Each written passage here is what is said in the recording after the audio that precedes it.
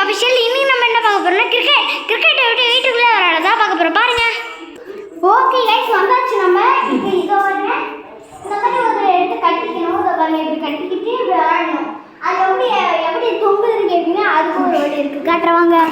இந்த மாதிரி பார்த்தீங்கன்னா மேலே பார்த்தீங்கன்னா இந்த மாதிரி ஏதாவது ஓட்டை இருந்துச்சுன்னா அதை இந்த கயிறை விட்டு அப்படியே கட்டிட்டு இதோ ஏதாவது ஒரு பால் இந்த மாதிரி எடுத்துக்கிட்டு ஒரு கத்திரிக்கோலை வச்சு உள்ளே விட்டு இன்சைட் பண்ணிட்டு திரும்பி எடுத்துக்கிட்டு அப்படியே கயிறு இதில் நல்லா ஸ்ட்ராங்காக கட்டிட்டு அப்படியே தொங்க விட்டுறோம். ஓகே, இப்போ நான் விளையாடி காமிக்கிறேன். 2 விதமாக இதை விளையாடலாம், பாருங்கள்.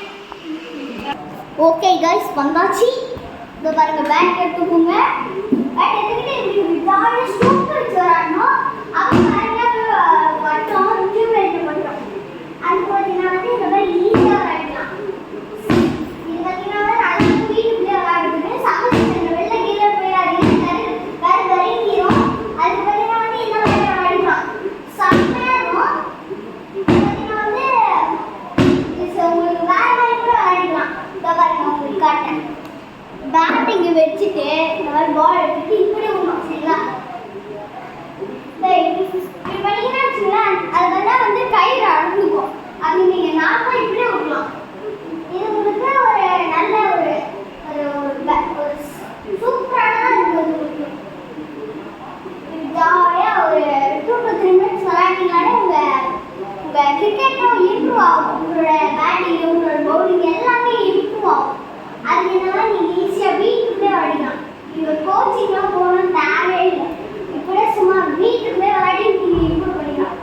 கோச்சிங்லாம் போக தேவையில்லை. அதுக்கு வீட்டிலே நம்ம கோச்சிங் விளையாடிடலாம். இதோ இப்படி தான்.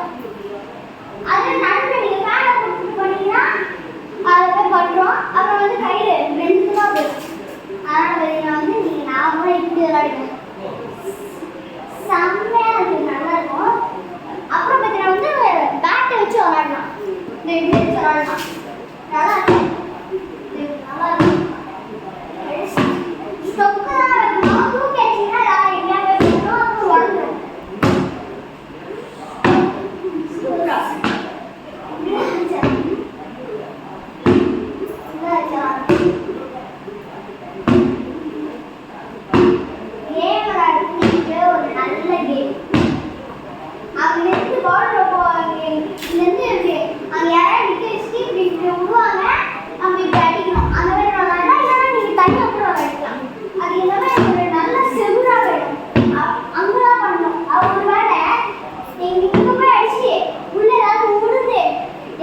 எதுக்கு அது இப்படியே விளையாடிக்கலாம், ஜாலியாக இருக்கும். இது நல்லா இருக்கும், சூப்பரா நல்லா இருக்கும்.